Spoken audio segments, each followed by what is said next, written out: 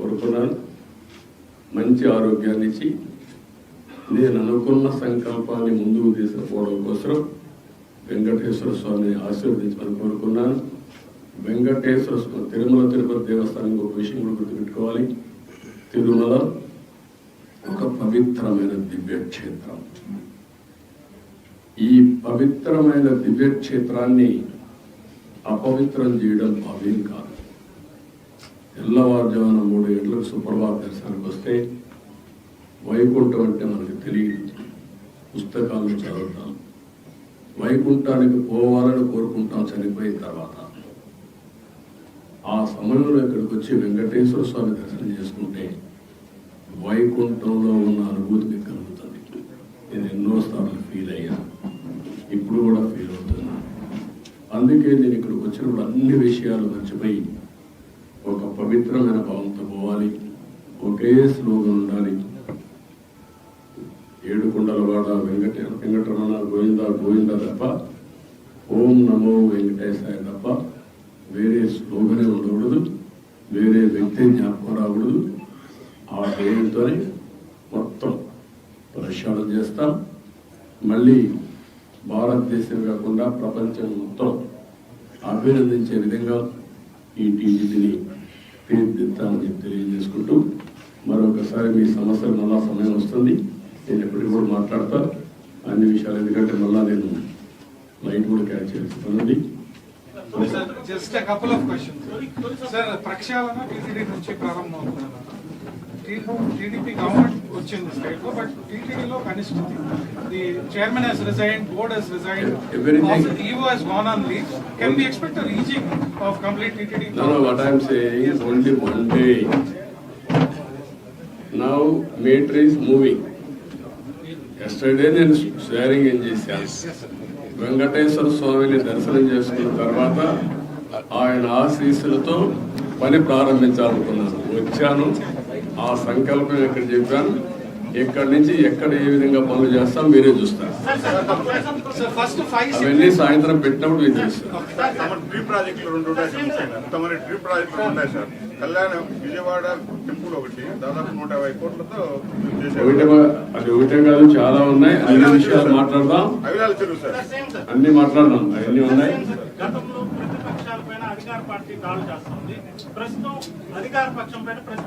మాట చెప్తారంటావా? అవన్నీ వెంకటేశ్వర స్వామి టెంపుల్లో మాట్లాడడం కరెక్ట్ కాదు. మీరేమంటున్నారంటే నేను మీలో కూడా ఇంకా మైండ్ మారాలి. కొంతమంది దొంగలే దొంగ దొంగ అనేసి అటెన్షన్ డైవర్ట్ చేయాలనుకుంటారు. అలాంటి వారికి నేను సమాధానం చెప్పక్కర్లేదు. పరిపాలన అంటే ఏంటంటే చేసి చూపించిన వాడిని, ముఠా నాయకులు అణిచివేసిన వాడిని, సంఘ విద్రోహ శక్తులు అణిచివేసిన వాడిని, రౌడీ అనేవాళ్ళు లేకుండా చేసిన వాడిని, కమ్యూనల్ వైలెన్స్ కంట్రోల్ చేశాను, తీవ్రవాదుల మీద పోరాడితే నేనే ప్రాణాన్ని ఇచ్చుకున్నాను.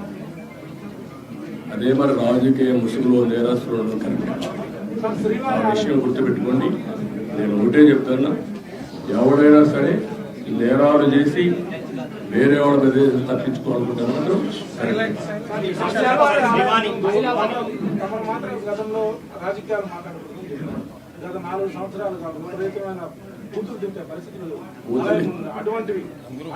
ఒకటే కాదమ్మా, నేను కూడా ఇక్కడికి వచ్చినప్పుడు ఓట్లు అడగడానికి కూడా వీలు లేని పరిస్థితి. ఏది ఎలక్షన్ అప్పుడు కడవప్పుడు నేను ఎప్పుడు రాజకీయం చేయలేదు. అలాంటివన్నీ చూసాం. అది ఒక పీడకలగా మిగిలిపోవాలని కోరుకుంటున్నాను. మీరు మాట్లాడిగారు కాబట్టి చెప్పాను, నేను అది కూడా చెప్పదలుచుకోలేదు. ఇక్కడ ఎవరైనా సరే నేరస్తులు నేరం వేరే వాళ్ళపైన వేయడానికి ముందుగానే ఎల్బీ క్రియేట్ చేయడం, అలాంటి మాత్రం నా దగ్గర జరగవు. Be clear. ఎవడైనా సరే నేరస్తుల్ని నేరస్తులుగానే చూస్తా. రాజకీయ ముసుగులో కూడా వీళ్ళు నేరాలు చేయాలని మాత్రం కుదరదు. కమర్షియలైజ్ చేసే కదమ్మా, కమర్షియలైజ్ చేశారు. వెంకటేశ్వర స్వామి టెంపుల్కి వస్తానే కొండెక్కతానే ఏం కనపడాలి మీకు? పవిత్రమైన భావం రావాలి. ఈ పవిత్రమైన భావం రావాలంటే ఇక్కడ అడుగడుగున ఆ పవిత్రమైన భావం రావాలంటే ఆ మూమెంట్ కనపడాలి. క్లీన్గా ఉండాలి, భోజనం కూడా ప్రసాదం కూడా నీట్గా ఉండాలి, విపరీతమైన రేట్లు పెంచకూడదు.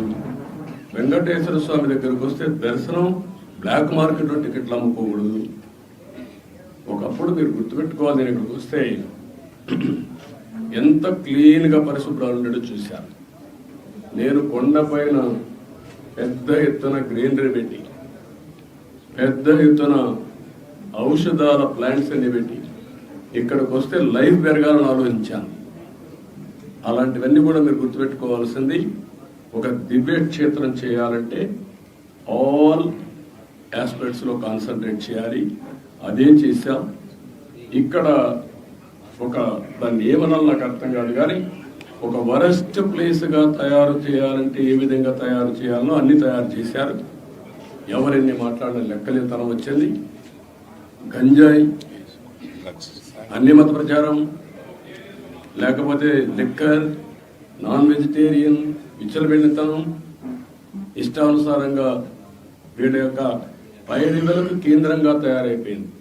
వెంకటేశ్వర స్వామిని ఊరూరు తిప్పేశారు. మీరు గుర్తుపెట్టుకోవాలి, దేశంలో ప్రతి ఒక్కరికి ఒక ఆలోచన ఉంటుంది. ఆలోచన ఏంటి? వెంకటేశ్వర స్వామి అంటే ఒక పవిత్రమైన భావం, దేవుని కృప కావాలి. అలాంటిది పెళ్ళిళ్ళు జరిగినా, పేరెంటాలు జరిగినా వెంకటేశ్వర స్వామి తీసుకుపోయి పైరులు చేసుకోవడం ఏంటంటే ఇది విన్నారా ఎప్పుడన్నా? What is this? అంటే వెంకటేశ్వర స్వామిని మీ స్వార్థం కోసం అమ్మతారా? ఇష్టానుసారంగా పదవులు ఇచ్చుకుంటారా? మీరు పదవులు ఇచ్చేది ఎందుకు? ఆ పదవి ఇచ్చి ఆ పదవి ద్వారా మీ యొక్క కోర్టు కేసులు లేకుంటే మీ పనులు చేసుకోవడానికి ఎక్కడికి పోయారు మీరు? ఏమయ్యారు మీరు? అంటే వెంకటేశ్వర స్వామి, నేను ఎన్నోసార్లు చెప్పాను, గుర్తుపెట్టుకోవాలి మీరు మళ్ళీ ఒకసారి. వేరే దేవుళ్ళు నెక్స్ట్ జన్మంలో మీ మీద పనిష్మెంట్ ఇస్తారా, కానీ వెంకటేశ్వర స్వామిని నేను చూసా. ఎవరైనా వెంకటేశ్వర స్వామికి అపచారం చేసిన వారు, తలపెట్టిన వారు ఈ జన్మలోనే పనిష్మెంట్ తీసుకున్నారు. మీరు తిరుపతిలో కూడా చాలా ఇన్సిడెంట్ ఒకసారి లెక్కేసుకోండి. ఎవరైనా సరే, ఉద్యోగస్తులు కానీ బయట వాళ్ళు కానీ ఎవరైనా సరే దేవుడికి అపచారం చేసిన ప్రతి ఒక్కరూ శిక్ష అనుభవించారు. ఈ విషయాలు మీరు గుర్తుపెట్టుకోవాల్సిన అవసరం కేంద్రం చేశారు. ఎర్రచందనాన్ని కూడా నేను గోడౌన్ కూడా పెట్టాను, మీరు చూసుంటారు. గోడౌన్ కూడా ఎర్రపోతా ఉంది. ఎర్రచందనం స్మగ్లర్కే సీట్ ఇస్తే ఏం మాట్లాడతారు? చట్టాలు కూడా వాళ్ళ చేతులకు అప్పచెప్పేస్తున్నారు. చాలా ఉన్నాయండి, ఒకటి మాట్లాడడం కాదు, చాలా ప్రక్షాళన చేయాలి. ఇంకా వీళ్ళు డబ్బులు, రౌడీజం, దీంతోనే రాజకీయం చేయాలనుకుంటే ఏమీ జరగదు. నేను ఒకటే చెప్తున్నా, దృఢ సంకల్పంతో వెంకటేశ్వర స్వామి సాక్షిగా చెప్తున్నా, మంచిని ప్రోత్సహిస్తా, చెడుని మాత్రం గట్టిగా తొందరలో దూకేస్తా.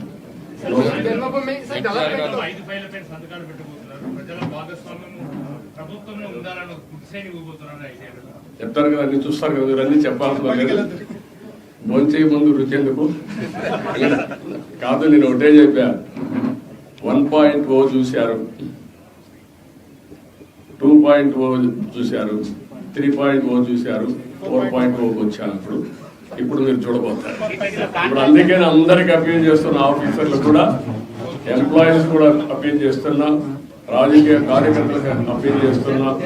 నష్టపోయాం, ఈ నష్టాన్ని రికవర్ చేసుకోవాలి.